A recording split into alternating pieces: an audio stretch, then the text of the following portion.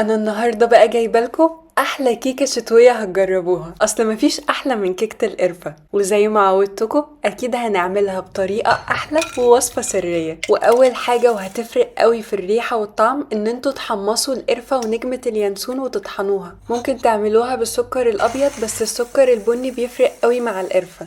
واكيد هسيب لكم المكونات بالجرامات والاكواب المعياريه تحت الفيديو. واخترت ان الكيكه تكون اسفنجيه عشان تشرب السوائل وتفضل محافظه على قوامها وانا بنقلها.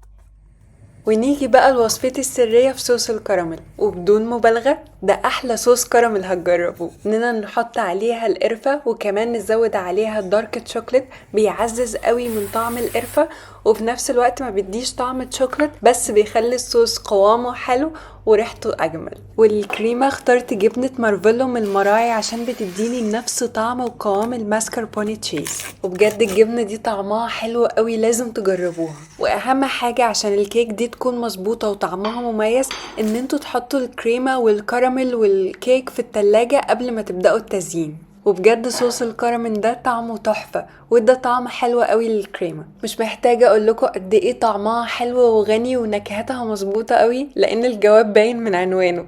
لازم تجربوها وما تنسوش تعملوا لايك وفولو. شوفوا الحلقات اللي فاتت واستنوني في سلسلة جديدة.